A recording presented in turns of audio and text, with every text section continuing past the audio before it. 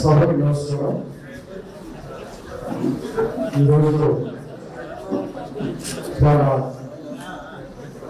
పవిత్రమైన చాలా సంతోషకరమైన ఎందుకంటే ఈరోజే దేవి నవరాత్రులు ప్రారంభమైంది.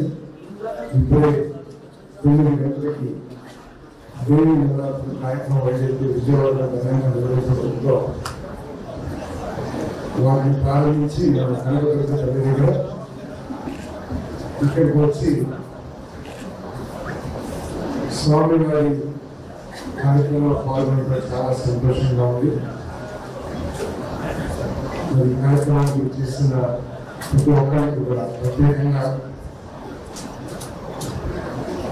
మన ఎన్విరాన్మెంట్ శాఖ మంత్రులు పెద్దలు విశేష పరిపాలన అనుభవం కలిగిన వ్యక్తులు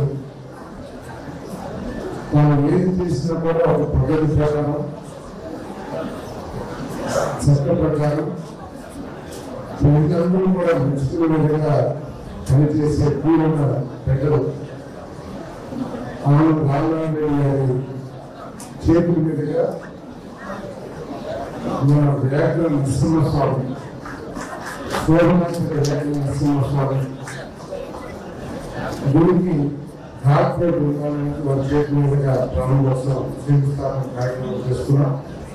మరి ఈ శంకుస్థాపన కార్యక్రమాన్ని చేసిన పెద్దలందరికీ ఈ ప్రాంతవాసులందరికీ కూడా విలేకరులందరికీ కూడా నా హృదయపూర్వక నమస్కారం. ఈ కార్పొరేట్ కోసం చాలా సంవత్సరాల నుంచి ఈ ప్రాంత వాసులందరూ కూడా ఈ వ్యాఘ్ర నరసింహస్వామి శోభనాచల వ్యాఘ్ర నరసింహస్వామి గుడికి డాక్టర్ నిర్మించాలనే కోరికతో ఎప్పుడు నిర్మిస్తారని చెప్పేసి ఎదురు చూస్తున్న పరిస్థితుల్లో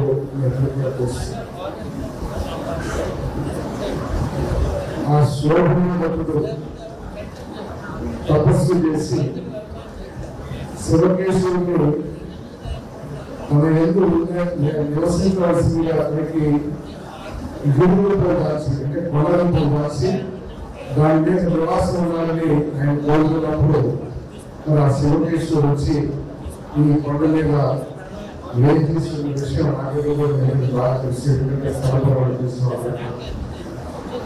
మరి ఈరోజు నేను చాలా సంతోషపడతాను. ఆ స్వామికి ఒక దారి ఏర్పాటు చేయడంలో నా పాత్ర కూడా నేను ఆ స్వామికి ఆశీర్వదించబడాలని చెప్పేసి మరి ఆ దేవాది దేవుడికి నేను నమస్కారం తెలియజేసుకోవాలి. అంతేకాకుండా ఈ ప్రాంత శాసనసభ్యులుగా ఎన్నికబడ్డారు. ఓడిపోతారు సాగు ఊరు ప్రచారం చేసిన కూడా ఆ మేకల నరసింహస్వామి ఆశీస్సులతో మీ అందరి ఆశీస్సులతో విజయం సాధించారు. నేను ఆ స్వామి ఆశీస్సులతో విజయం సాధించడం కాకుండా మన ప్రియతమ నాయకులు చంద్రబాబు నాయుడు గారు, పవన్ కళ్యాణ్ గారు అందించిన ఆశీర్వాదంతో మంత్రిగా కూడా విషయం నిర్వర్తిస్తుంది. తప్పకుండా మీరు ఏదైతే ఆశించారో ఆ ఆశను మీరు రక్షించకుండా వారిని సఫలీకరించడానికి సాధన చేయడానికి నా వరకు నేను కృషి చేస్తానని చెప్పేసి మీరు అందజేస్తాను. నేను ప్రత్యేకంగా ఈ కళ్యాణ మండపాన్ని గోపాల్ గారి కొడుకు మీకు ఆలోచించండి.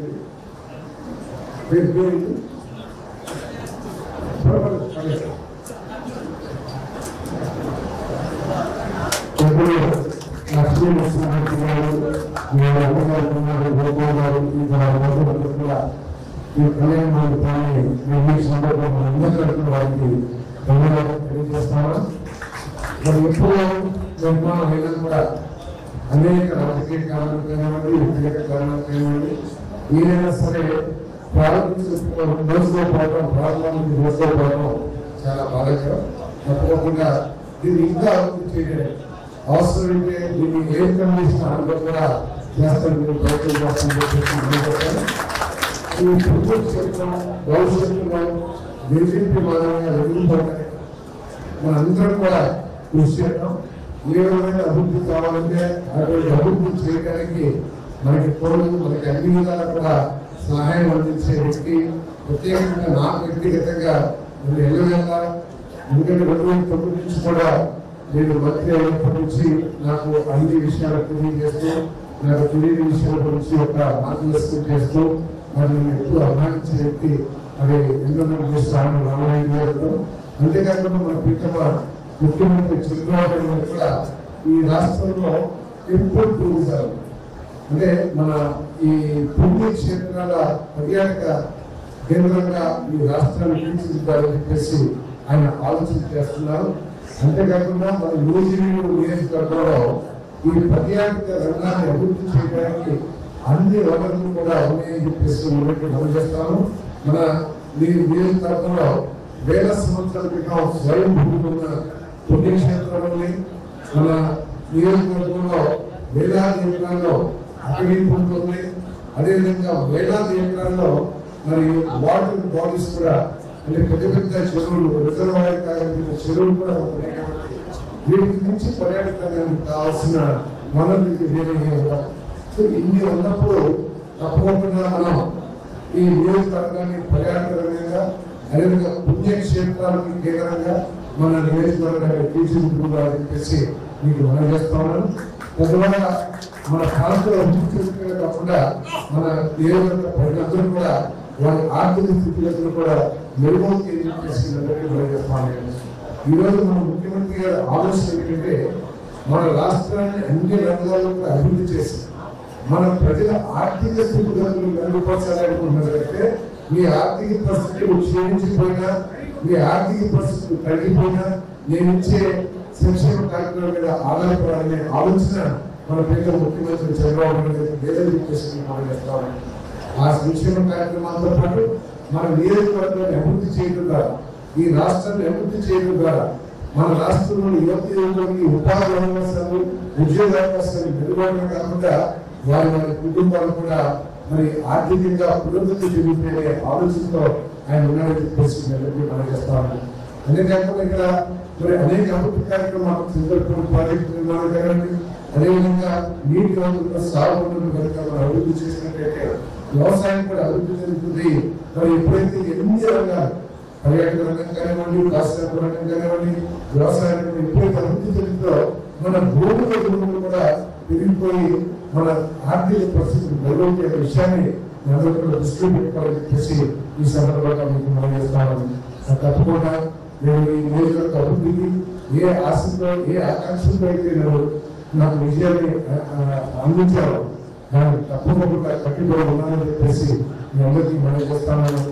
ఎన్నికల్లో ఏదైతే చెప్పానో ఈ నియోజకవర్గానికి దివాళంగా కూర్చుని రాజకీయం చేయకుండా అధికారాన్ని చెలాయించడానికి నేను వాళ్ళతో ఈ నియోజకవర్గానికి పెద్ద భాగంగా ఉంది. ఈ నియోజకవర్గ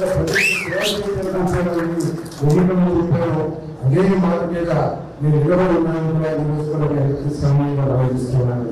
నా లక్ష్యం ఒకటే, ఈ నియోజకవర్గంలో ఏ పేదవాడు కూడా నేను బలహీనుడిని, నాకు ఎటువంటి అనుమానం లేదు, నేను కొంతమంది పెద్దల చేతుల్లో నలిగిపోతున్నాననే భావన కూడా ప్రతి పేదవాడిని కూడా ఎంపవర్ చేయడమే నా లక్ష్యం చెప్పేసి కూడా అదే నా లక్ష్య ఆలోచించుకోవాలని చెప్పేసి ఈరోజు ప్రజలు ఎంతో అనుభవించాలని, మరి అన్ని విషయాల్లో కూడా పూర్తిగా అవగాహన వ్యక్తి 1975 నుంచి కూడా మంత్రిగా ఉంటూనే కాకుండా మరి ఇంకొక గొప్ప విషయం కూడా వాళ్ళు పెద్ద బాస్కెట్ బాల్ ప్లేయర్. వాళ్ళు 3 సంవత్సరాలు 4 సంవత్సరాలు చదువుకునేందుకు మన యూనివర్సిటీలో డిఆర్ కాలేజీలో 4 సంవత్సరాలు కూడా పోటీకి ఆయన వచ్చి అన్ని పోటీలో కూడా విజయం సాధించాలని చెప్తూనే నాకు ఆలోచిస్తాను.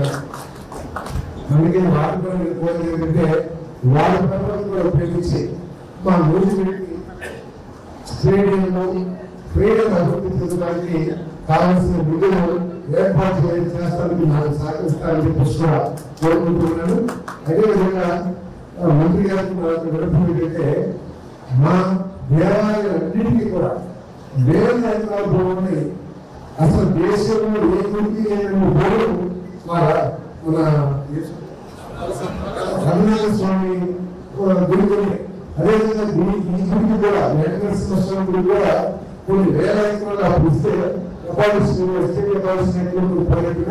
అయినా కూడా కొన్ని 100 ఎకరాలు ఇప్పటికీ కూడా ఈ దేవాలయానికి చెందుతాయి. అదేవిధంగా మన వెంకటేశ్వర స్వామి గుడి ఎక్కడ మన రోజు సెంటర్లో దాని దగ్గర దాదాపు 290 ఎకరాలు ఉంది. కానీ ఎక్కడ ఉందో దానికి ఆదాయం మనం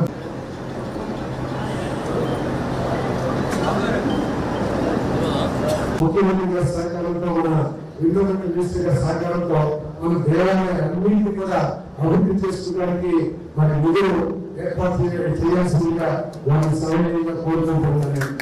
అంతేకాకుండా ఈ ప్రాంతం కూడా ఎస్సీ బీసీలో అధికంగా ఉన్న ప్రాంతం. ప్రతి చోట కూడా బీసీలు ఎస్సీలు చిన్న చిన్న రామాలయాలు, చిన్న చిన్న కృష్ణుడి గుళ్ళు, లేకపోతే అమ్మవారి గుళ్ళు, చిన్న చిన్న కట్టుకొని అవన్నీ కూడా సింహావస్థకు వస్తే వాటిని పునర్నిర్మించుకోవాలని ఆర్థిక పరిస్థితులు ఆ గ్రామాలు ఉన్నాయి. కాబట్టి వాటిని తప్పకుండా సిజిఎఫ్ ఇచ్చేవారైతే ఏడు నుంచి 7 ఒకటో దాని నుంచి తప్పకుండా సహకారం అందించాలని చెప్పేసి మన ఇండియన్ మినిస్టర్ రామనారాయణ గారికి కోరుతాము.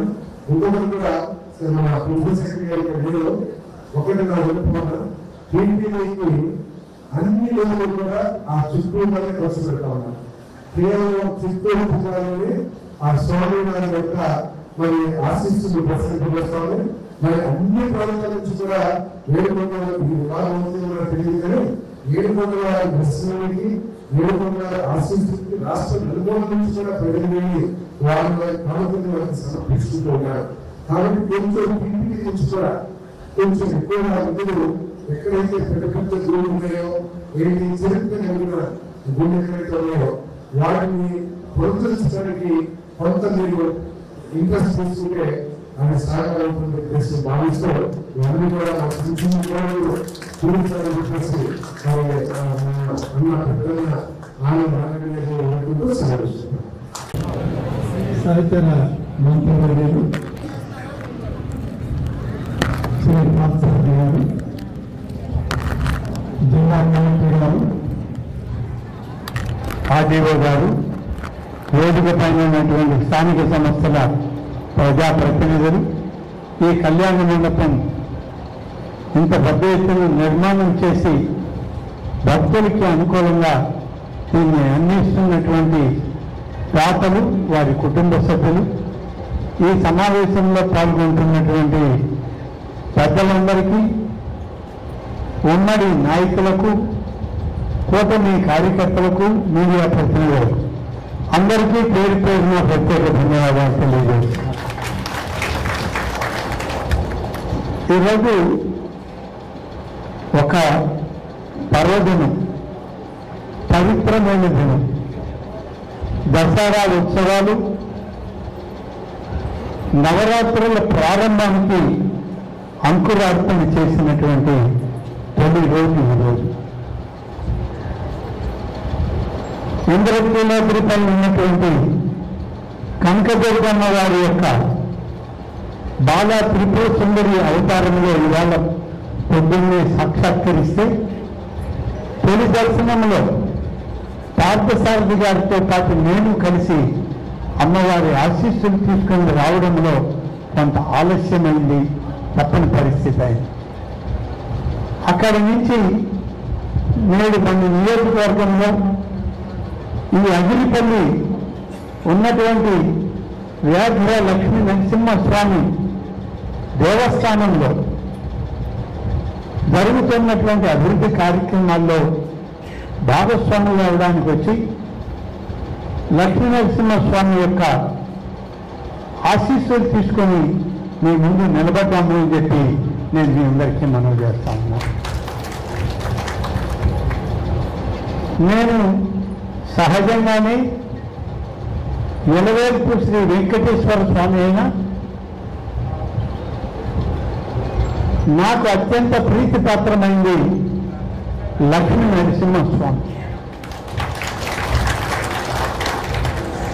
నేను ఉన్నటువంటి నియోజకవర్గంలో, ఇప్పుడు కాదు కానీ ముందున్న నియోజకవర్గంలో దాదాపు 1985 నుంచి 2009 వరకు ఎన్ని దఫాలు శాసనసభ్యుడినైనా మంత్రినైనా అక్కడ ఉన్న లక్ష్మీ నరసింహస్వామి యొక్క ఆశీస్సులతోనే అవడం జరిగింది అని చెప్పి ఈ సందర్భంగా చెప్పుకోవచ్చు.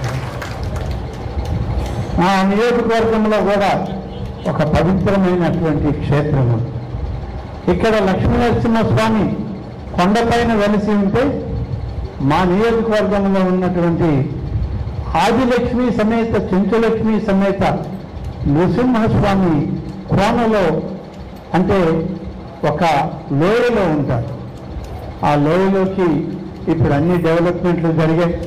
ఇప్పుడు సారథి గారు చేసిన ప్రయత్నాలు గతంలోనే 20 సంవత్సరాల క్రితం ప్రారంభించి రోడ్లు, నిర్మాణాలు అనేకం వచ్చాయి. మామూలుగా లక్ష్మీ నరసింహస్వామి ఆలయాలన్నీ, ఈ క్షేత్రాలన్నీ కూడా అటవీ ప్రాంతంలో ఉంటాయి. బాగా వెనకబడిన ప్రాంతాలు, అటవీ ప్రాంతాలు, ఇలాంటి కొండల పైన లేకుంటే కోనల్లోనే ప్రత్యక్షమై ఉంటారు ఆయన. దానికి కారణాలు మనందరికీ తెలుసు. లక్ష్మీ నరసింహస్వామి అవతారమే ఆయన ప్రహ్లాదుడి కోసం జన్మించి ప్రహ్లాదుని ఆశీర్వదించి తిరిగి రావడంలో ఆ ఉగ్ర రూపాన్ని శాంతిపరచడానికే ఆదిలక్ష్మి ఎదురుపడ్డ శాంతించకపోతే చెంచులక్ష్మి అవతారంలో ఆదిలక్ష్మి ప్రత్యక్షమై స్వామిని ప్రసన్నం చేసి అడవులకు తీసుకెళ్ళి ఆయనని అడవులలోనే తిరుగుతూ ఆయనతో గడిపినటువంటి క్షణాలలోనే లక్ష్మీ నరసింహస్వామి ఆలయాలన్నీ కూడా ఇలా అడవుల్లో, కొండల్లో, కోనల్లో వెలసిని అనేటువంటిది మనం పురాణాల్లో చరిత్రల్లో మనం తెలుసుకున్నటువంటి దాని యొక్క భావం ఇవాళ ఇక్కడికి వచ్చిన సందర్భంలో ఒక విషయం మీ అందరికీ చెప్పాలి. ఆధ్యాత్మికత అంటే అర్థం తెలియనటువంటి వాళ్ళు పెరుగుతున్నారు. దైవం అంటే అసలు ఏ రకంగా దైవాన్ని పూజించాలని మనల్ని ప్రశ్నించే వాళ్ళనే ఇవాళ ఎక్కువ పెరుగుతూ ఉన్నారు ఈ సమాజంలో. అందుకనే ఇవాళ భారత ప్రభుత్వం, రాష్ట్ర ప్రభుత్వం, ముఖ్యమంత్రి చంద్రబాబు నాయుడు గారు అందరూ కూడా ఒకటే. ఎవరి మనోభావాలకు వాళ్ళు అనుగుణంగా దైవాన్ని పూజించవచ్చు. మనకు అనేక మంది దేవుళ్ళు ఉన్నారు. ఈరోజు నవరాత్రులు ప్రారంభమై దుర్గా నవరాత్రుల్లో ఇవాళ దర్శనమిస్తుంది. రేపటి నుంచి ప్రారంభమవుతుంది శ్రీ వెంకటేశ్వర స్వామి యొక్క బ్రహ్మోత్సవాలు. పద్మావతీదేవి శ్రీ వెంకటేశ్వర స్వామి యొక్క బ్రహ్మోత్సవాలు రేపటి నుంచి ప్రారంభం. అలాగే శ్రీశైల భ్రమరాంబిక మల్లికార్జున స్వామి యొక్క బ్రహ్మోత్సవాలు కూడా రేపటి నుంచి ప్రారంభమవుతూ ఉన్నాయి. ఇలా ఏ పేరుతో పిలిచినా మనకు కనపడేది ఒక శక్తి. ఆ శక్తి యొక్క మహత్యాన్ని ఇవాళ భగవత్ స్వరూపంలో అనేక రకాలుగా మన ధర్మం, మన ఆగమ శాస్త్రాలు, హిందూ ధర్మంలో అనేక మంది పెద్దలు, ఋషులు, శాస్త్రవేత్తలు వేల సంవత్సరాల నుంచి మనకిచ్చినటువంటి సంపద ఆధ్యాత్మిక ఆగమ సంపద. ఈ సంపదను మనం ఇవాళ నిలబెట్టుకోవాల్సినటువంటి, ఒకరికొకరం మాట్లాడుకొని నిలబెట్టుకోవాల్సిన అవసరం, తరుణం ఆసన్నమైంది అని మాత్రం నేను మీకు చెప్పగలను. నేను ఎవరినో ఎక్కడనో విమర్శించడానికి కాదు, కానీ ఈరోజు సమాజంలో రేపటి తరం నడుస్తున్నటువంటి తీరు, రేపటి తరం వాళ్ళు పోతున్నటువంటి పోకడ ఈ యొక్క పూర్వపు విధానాలకి కొంత దూరం చేస్తూ ఉంది అందరినీ. కానీ చివరికి అందరం రావాల్సింది భగవత్ సాన్నిధ్యానికి, భగవత్ ఆశీస్సులకి అనేటువంటి విషయాన్ని ఇప్పటి నుంచి మన బిడ్డలకు కూడా మనం నేర్పించకపోతే భవిష్యత్తులో ఇంకా సమస్యలు ఎదుర్కొంటారు. అందుకని ఆలయాలు, అందులో ఉన్నటువంటి పవిత్రమైనటువంటి ప్రార్థనా మందిరాలు, అక్కడ ఉన్నటువంటి భగవత్ స్వరూపంలో ఉన్నటువంటి మూల విరాట్టులు, వీళ్ళందరికీ ఒక్కొక్కరికి ఒక్కొక్క శాస్త్రం. లక్ష్మీ నరసింహస్వామి ఇక్కడ ఉన్నారంటే ఎక్కడ వెలిసినా లక్ష్మీ నరసింహస్వామి ఒకే విధానం కాదు తల్లి. ఆయా ప్రాంతాల యొక్క పరిస్థితులను బట్టి, ఆయా ప్రాంతాల్లో ఉన్నటువంటి విశిష్టతను బట్టి ఆగమ పండితులు రాసినటువంటి విధానం, ఆ విధి విధానంలో అగిరిపల్లిలో ఒక రకంగా ఉంటుంది, సింహాచలంలో ఒక రకంగా ఉంటుంది, పెంచలకోన అనేటువంటి లక్ష్మీనరసింహస్వామి క్షేత్రం మరొక రకంగా ఉంటుంది, అహోబిలం లక్ష్మీనరసింహస్వామి క్షేత్రంలో మరొక రకంగా ఉంటుంది. ఇలా ఎక్కడికక్కడ మారుతూ వస్తుంది ఈ యొక్క విధి విధానం. భారత రాజ్యాంగం అంతా ఈ దేశానికి ఒకటే కావచ్చు, కానీ ఆలయానికి మాత్రం ప్రతి ఆలయానికి ఒక విధి విధానం రాసే ఉంది. అది ఆగమ పండితుల దగ్గర ఉంది. ఆగమ పండితుల యొక్క ఆలోచనతో మనం ముందుకు నడవగలిగితే ఆ ఆలయాలు ప్రసిద్ధి చెందుతాయి, పవిత్రతను చేకూర్చుకుంటాయి. మనకు కూడా అన్ని విధాల ఆ దేవదేవుల యొక్క ఆశీర్వచనాలు మనకి, మన కుటుంబాలకి ఉంటాయి. ఈ 1-2 మాటలు మాత్రం నేను ఇక్కడ చెప్పే ప్రయత్నం చేశాను. ఈరోజు ఇక్కడికి వచ్చిన సందర్భంలో 2 మంచి కార్యక్రమాలు సారథి గారు నా చేతుల మీదుగా చేయించడం. ఒకటి, పైన ఉన్నటువంటి శోభనాచల ఆలయానికి రోడ్డు సౌకర్యం పూర్తిగా వేయాలి అని ఉన్నటువంటి కొంత మేరకే రోడ్డు ఉంది, మిగిలిన కూడా రోడ్డు వేయాలి అంటే 2 కోట్ల రూపాయలు నిధులు అవుతాయంటే 2 కోట్ల రూపాయలు సమకూర్చి వాళ్ళ శంకుస్థాపన చేశారు మీ మంత్రి గారు అని చెప్పి.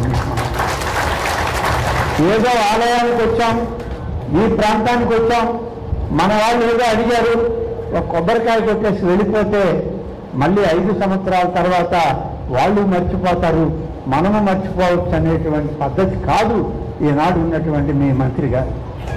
అనుకున్న పని చేయాలంటే చేయడానికి ఏమి అవసరం, ఆ అవసరానికి తగ్గ ఆర్థిక సంపత్తిని చేకూర్చుకొని ఈరోజు శంకుస్థాపన చేయించడం. మరి గుడి కాబట్టి దేవాదాయ శాఖని నన్ను కూడా ఆహ్వానించి నాకు ఆయన చేసే పవిత్ర కార్యంలో కొంత భాగాన్ని ఆ దేవుని యొక్క ఆశీస్సుల్ని నాకు కూడా ఇచ్చే ప్రయత్నం వారు చేసి నన్ను ఇక్కడికి పిలవడం జరిగింది. అలాగే గోపాల్ గారు, వారి కుటుంబ సభ్యులు వారందరూ కూడా ఇక్కడే ఉన్నారు. ఆ కుటుంబం అంతా వారందరూ కలిసి ఇంత మంచి కళ్యాణ మండపాన్ని నిర్మించి ఇచ్చిన దానిలో నాకు కూడా ప్రారంభానికి అవకాశం ఇచ్చారు. వారికి కూడా ప్రత్యేకంగా నేను ధన్యవాదాలు తెలియజేస్తున్నాను. ఇక దేవాదాయ శాఖకు సంబంధించి 2-3 విషయాలు మీకు చెప్పాలి. ఇది ప్రజాప్రభుత్వం, ప్రజలు ఎన్నుకున్న ప్రభుత్వం, ప్రజాస్వామ్య విధానాలకి కట్టుబడ్డ ఉమ్మడి కూటమి ప్రభుత్వం. దాని నాయకుడు శ్రీ చంద్రబాబు నాయుడు గారు అయితే ఉపనాయకుడిగా శ్రీ మన ఉప ముఖ్యమంత్రి శ్రీ పవన్ కళ్యాణ్ గారు, అలాగే భారత ప్రధాని వారి తరఫున పురంధరేశ్వరి గారు, ఇలా అందరూ కలిసి ఒక మంచి కార్యక్రమాలు మొదలుపెట్టారు. ప్రభుత్వం ఇవాళ అనుసరించే విధానాలు మీకు తెలుసు. ఎక్కడైనా ఒక చిన్న సమస్యని మా మీద బురద చల్లడానికి ప్రయత్నం చేస్తారు. మేము ఇక్కడ బురద తల్లి తుడుచుకోవాలా, చెప్పిన మాటల్ని నిలబెట్టుకోవాలా అనేది ఇవాళ మా సమస్య. ఇన్ని సమస్యల మధ్యలో ఈరోజు ఉన్న ఆదాయాలు తక్కువ, దేవాదాయ శాఖకు ఉన్న ఆదాయం పరిమితి.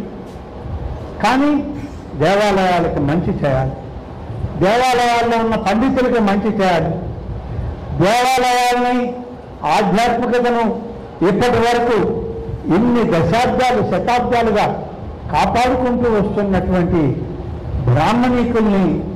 బ్రాహ్మణీకులుగా ఉన్నటువంటి అర్చకుల్ని వాళ్ళకి మంచి మనం సేవలు అందించాలి ప్రభుత్వం నుంచని ఉమ్మడి కూటమి ఎన్నికల మేనిఫెస్టోలో ఏదైతే అందరికీ సామాన్య ప్రజలకి పెన్షన్ దగ్గర నుంచి మరి రెవెన్యూ చట్టం రద్దు చేసే కాడి నుంచి ఇలా అనేకమైనటువంటి ప్రణాళికలు పెట్టి మీ ముందుకు వచ్చిందో ఈ ప్రభుత్వం, అట్లాగే దేవాదాయ శాఖలో పనిచేస్తున్నటువంటి అర్చకులకు కూడా ఎన్నికల ప్రణాళికలో కొన్ని నియమాలు పెట్టడం జరిగింది. బ్రాహ్మణులకి గతంలో 50,000 లోపల ఉన్నటువంటి ఆలయాల్లో 50,000 రూపాయలు ఖర్చు ఉన్నటువంటి ఆలయాల్లో సరైనటువంటి దీపం కూడా వెలిగించడం లేదు. ఆలయాల్లో వారానికి ఒక్కరోజు కూడా నైవేద్యం పెట్టలేని పరిస్థితులు ఉన్నాయి ఆలయాల్లో అని చెప్పి గతంలోనే చంద్రబాబు నాయుడు గారు ముఖ్యమంత్రి ఉండగా దీప నైవేద్యం స్కీమ్ అని చెప్పి దాన్ని 5,000 రూపాయలు ఇచ్చేటువంటి ఏర్పాటు చేస్తే ఇప్పుడు 5,600 చిన్న చిన్న ఆలయాల్లో ఉన్నటువంటి అర్చకులకి ప్రతి నెల 5,000 రూపాయలు ఇవ్వడం జరుగుతాం. కాలానుగుణంగా ధరలు పెరిగాయి. దీపం వెలిగిస్తామంటే నూనె కొనలేని పరిస్థితి, ఒత్తులకి కావాల్సినటువంటి పత్తి కొనలేని స్థితి, ప్రసాదాలకు కావాల్సినటువంటి సరుకులు కొనడానికి కూడా ఇవాళ చాలదు. అందుకనే ఎన్నికల సందర్భంలోనే చెప్పాం, 50,000 రూపాయల ఆదాయం ఉన్నటువంటి ఆలయాలకు 5,000 నుంచి 10,000 రూపాయలకు పెంచుతాం, ప్రతి నెల ఇస్తాము అని చెప్పిన మాటకి కట్టుబడి ఇప్పుడే నిన్న మొన్నటి 2 రోజుల్లోనే జీవో విడుదలైంది. ఇప్పటి వరకు రిజిస్టర్ అయినటువంటి 5,000 వాటితో పాటు కొత్తగా మళ్ళీ మంత్రులు, శాసనసభ్యులు, స్థానికంగా ఉన్నటువంటి అనేక మంది అధికార యంత్రాంగం ఈ ఆలయాలకు ప్రాముఖ్యత ఉంది అని అంటే వాటిని కూడా రిజిస్టర్ చేసి ఆ ఆలయాలకు కూడా 10,000 రూపాయలు ధూపదీప నైవేద్యం స్కీమ్ కింద ప్రతి నెల ఇవ్వడానికి ముఖ్యమంత్రి గారు ఆమోదించి ఆదేశాలు ఇచ్చారు. మరి అదేవిధంగా 50,000కు పైబడ్డటువంటి ఆలయాల్లో పనిచేస్తున్నటువంటి అర్చకులకు 5 లక్షల లోపల ఉన్నటువంటి వాళ్ళకి ఒక్కొక్కరికి 15,000 రూపాయలు ఇవ్వాలి అనేటువంటి ప్రకటన చేశాం. గతంలో కేవలం 10,000 ఇచ్చేవాళ్ళు. ఇప్పుడు వాళ్ళందరికి కూడా 15,000 ఇవ్వడానికి ఆ బ్రాహ్మణీకం అర్చక వృత్తిలో ఉన్నటువంటి పేద కుటుంబాలకి, కేవలం దైవాన్నే నమ్ముకున్న వాళ్ళకి 15,000 రూపాయలు ప్రతి నెల ఇవ్వడానికి ముఖ్యమంత్రి గారు ఆదేశాలు ఇవ్వడం జరిగిందని చెప్పి మీకు మనం చేస్తాం. ఇలా ఒకటి చేస్తూ మరొక విషయం, ఆలయ కమిటీలు వేయాలి. బహుశా మా దగ్గర దాదాపుగా 1,800 ఆలయాలు ఉన్నాయి, కమిటీలు వేయగలిగినాయి. కమిటీలు లేనటువంటి ఆలయాలు లెక్క చూస్తే 27,000 ఉన్నాయి. ఈ 1,800 ఆలయాలకు కమిటీలు వేయడానికి ఇవాళ ముఖ్యమంత్రి గారు మరి ఈనాడు మంత్రివర్గంలో కూడా ప్రకటించారు, త్వరితగతిన కమిటీలు వేయడానికి ఏర్పాట్లు చేయండి అని. కమిటీలు వేయాలి అని అంటే దానిలో మీ అందరికీ తెలుసు, ఓసీలు ఉంటారు, బీసీలు ఉంటారు, మహిళలు ఉంటారు, ఎస్సీ ఎస్టీలు ఉంటారు. అయితే ముఖ్యమంత్రి గారు చెప్పారు 50% మహిళలకు ఉండాలి, ఓసీలు ఉండాలి, బీసీలు ఉండాలి, ఎస్సీ ఎస్టీలు ఉండాలి. అంతేకాదు ప్రతి ఆలయాన్ని నమ్ముకొని ఆ స్వామి సేవలో ఉన్నటువంటి కుటుంబాలు కొన్ని ఉంటాయి, వాళ్ళని మన ఎమ్మెల్యేలు కానీ మన నాయకులు కానీ ఆ యొక్క పాలక వర్గాల్లో సభ్యత్వం ఎవరు వాళ్ళకి. కాబట్టి ప్రత్యేకంగా ఆ వర్గాల్లో ఎవరైతే ఉంటారో వాళ్ళకి ఖచ్చితంగా ఒక కమిటీ సభ్యుడిని వేయాలి అని ఒక తీర్మానం చేయడం జరిగింది. అది బ్రాహ్మణ కుటుంబంలో ఒక సభ్యుడిని ఈ కమిటీ పాలక వర్గంలో వేయడానికి తీర్మానించాం, చట్టం కూడా తయారైంది. రెండవది ఒక నాయీ బ్రాహ్మణులను కూడా మన కమిటీల్లో బీసీల కింద వస్తారు, కానీ వాళ్ళని మనం నమోదు చేయం. కానీ వాళ్ళిద్దరిని, ఇటు బ్రాహ్మణుల్ని అటు నాయీ బ్రాహ్మణుల్ని తప్పనిసరిగా ప్రతి పాలక వర్గంలో ఉండే విధంగా 2 సభ్యత్వాల్ని ప్రతి కమిటీకి పాలక వర్గానికి పెంచడం జరిగింది. పెంచడానికి దేవాదాయ చట్టాన్ని మార్పు చేసి ఆర్డినెన్స్ ఇవ్వబోతున్నాం. నిన్ననే లా డిపార్ట్మెంట్ క్లియర్ చేసింది. ముఖ్యమంత్రి గారి ఆదేశాలు రాగానే గవర్నర్ గారి దగ్గర అనుమతులు తీసుకొని ఆ ఆర్డినెన్స్ ఇవ్వగానే అన్ని పాలక వర్గాలకు కూడా కొత్త విధానంలో మేము మార్పు చేయడం జరుగుతుంది. ఇలా ప్రతి వర్గానికి ఆధ్యాత్మికత భాగస్వామ్యం కావాలనేదే ఈ ప్రభుత్వం యొక్క ఆలోచన విధానం. వీటితో పాటు ఇంకా ఉన్నాయి, సమయం తక్కువ, అనేక రకాలుగా ఏర్పాటు చేస్తున్నాం.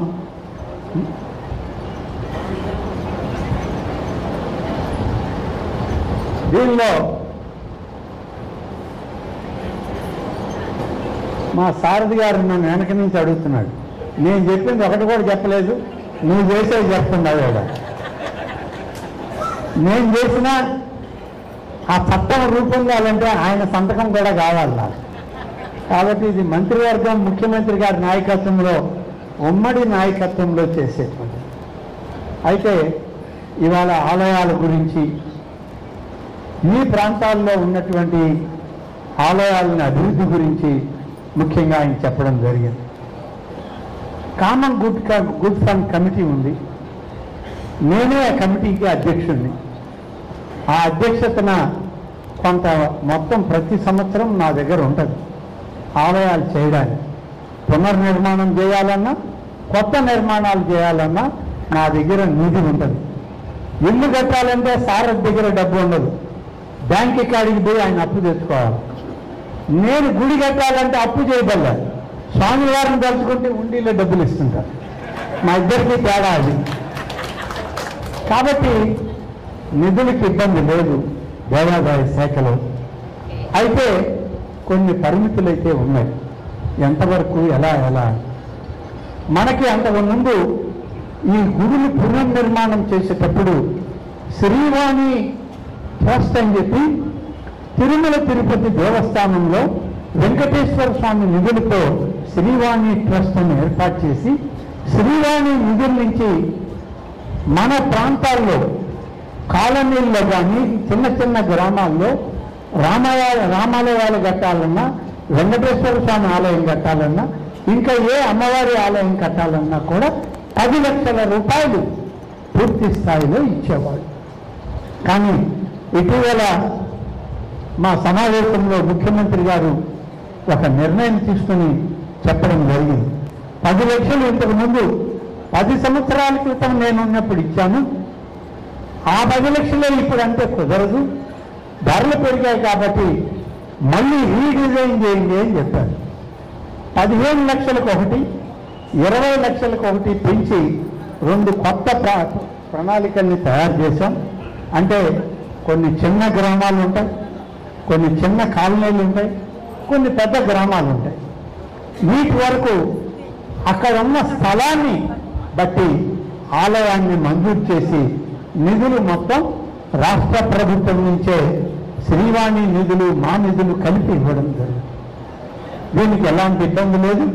మీ మంత్రి గారు సూచించేవన్నీ కూడా మరి పరిగణలోకి తీసుకొని ప్రయారిటీ మీద వారు ఇచ్చేటువంటివి ఏర్పాటు చేయడం జరిగింది. ఇవి కాకుండా పెద్ద ఆలయాలు ఉన్నాయి. ఇప్పుడు ఈ ఆలయం ఉంది, ఇది పెద్ద ఆలయాల కింద వస్తుంది. దీనికి ఏదైనా ఇటువంటి పునర్నిర్మాణాలు కొత్త దేవాలయాలు కావాలి అని అంటే అది దాదాపు ₹1 కోటి పైన అవుతుంటాయి. ఆ అయ్యేటువంటి దానికి ఈ ప్రాంతంలో బహుశా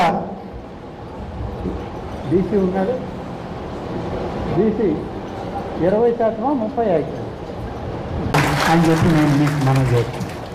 కాబట్టి ఇవాళ దేవాదాయ శాఖ ఆధ్యాత్మిక ఆగమ శాస్త్రాలకి కట్టుబడి పనిచేస్తుంది. ముఖ్యమంత్రి చంద్రబాబు నాయుడు గారు కూడా భగవత్ సాన్నిధ్యంలో ప్రతి ఒక్కరికి ఈ రాష్ట్రంలో ఉన్న ప్రజలకి మేలు కలగాల, భగవంతుని ఆశీస్సులు అందరికీ ఉండాలి, ప్రతి ఒక్కటి పవిత్రమైనటువంటి మనస్సుతో చేయండి అని చెప్పి ఆదేశాలు ఇచ్చి మమ్మల్ని నడుపుతున్నారు. మేమందరం కూడా ఆలోచనతోనే ఉన్నాం. తప్పకుండా సారథి గారి ఆలోచనలతో కలిసి మేమందరం కూడా నడుస్తాం. తప్పకుండా ఈ ప్రాంతంలో అభివృద్ధికి నా వంతు సహాయ సహకారాలు ఈ శాఖలో ఉన్నటువంటి ప్రతి ఒక్కటి నేను అందించే ప్రయత్నం చేస్తానని చెప్పి ఈనాడు మీ అందరి ముందు ఆ యొక్క యాగ్ర లక్ష్మీ నరసింహస్వామి ఆలయముల ముందు వారి పాదాల చెంత మీకు హామీ ఇస్తూ మీ అందరి ఆశీస్సులు కోరుకుంటూ ఈ ప్రభుత్వం మనది, ఈ ప్రభుత్వం మీరందరూ కోరి తెచ్చుకున్న ప్రభుత్వం. సహకరించండి, ఆశీర్వదించండి. తప్పనిసరిగా మీ అందరికి కూడా మేలు చేసే విధానంలో రాబోయేటువంటి 4 సంవత్సరాల 9 మాసాలు ఇంత లాంగ్ సమయం, ఈ సమయంలో మీకు ఇచ్చిన